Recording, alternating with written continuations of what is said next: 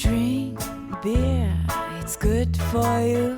I'm empty-handed and I'm feeling blue, and I'm gonna drink till the day that I die.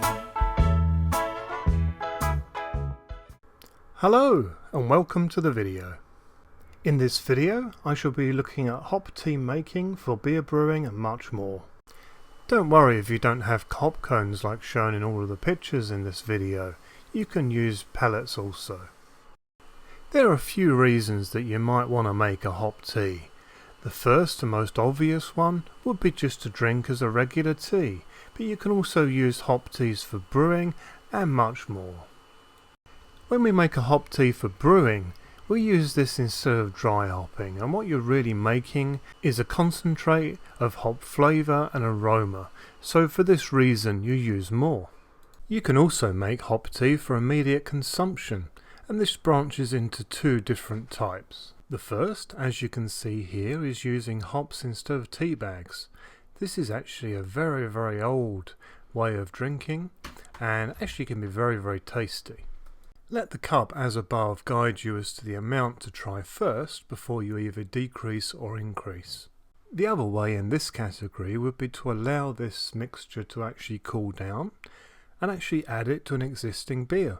Now this is a really good way to liven up a pretty boring beer or a beer that has faults that the hops will mask, and I would certainly recommend anyone to try it. When you employ the method of using hops in a tea rather than dry hop, the first thing you'll notice is that the same amount as what you would dry hop with is definitely more potent, and you're certainly experiencing a much wider spectrum of flavours. Personally, I really like this, so I tend to stick to the same amount as you would dry hop with for the same recipe. Some will certainly wish to decrease it, but then others, particularly hopheads, they'll probably want to triple it. My suggestion here would be to experiment, find out what you like and roll with that. So the first thing to consider is that for this hop tea you will actually be adding more liquid. So this needs to come off of your recipe in some way.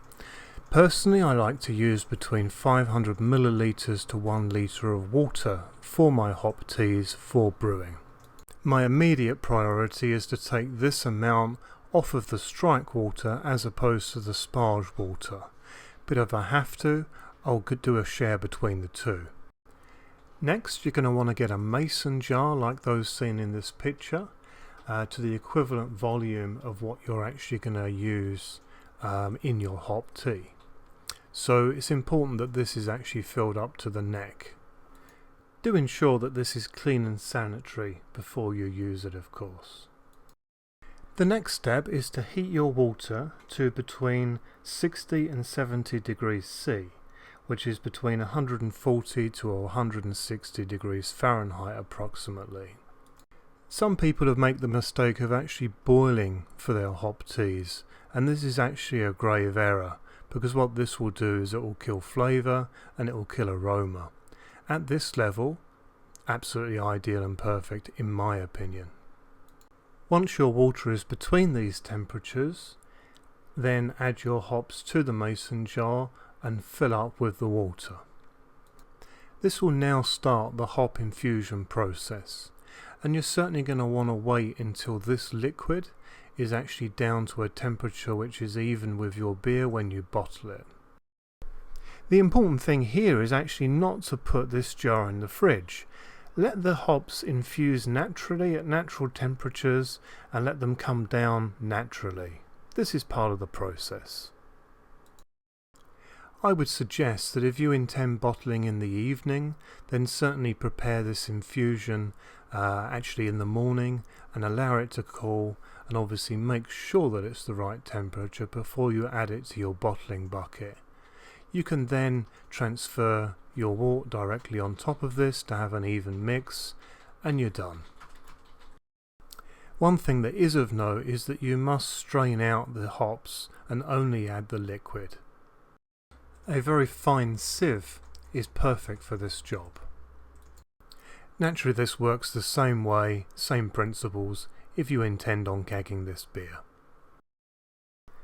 And that is all there is to it. Pretty simple stuff, I'm sure you'll agree. So I hope you found this video to be both useful and interesting. I certainly had a lot of fun making it and look forward to making further videos in the future. So if you did like this video, then please do go ahead and like it on YouTube. This really helps me out and allows the videos to be seen by a wider audience on YouTube. I've got a lot of videos in the pipeline for the future, so if you're interested in seeing what I've got coming up, then please subscribe for future content. If you have any questions on anything that I've covered in this video or in others, or anything to do with brewing in general, then please do not hesitate to get in touch. I'm more than happy to help. Until then, happy brewing!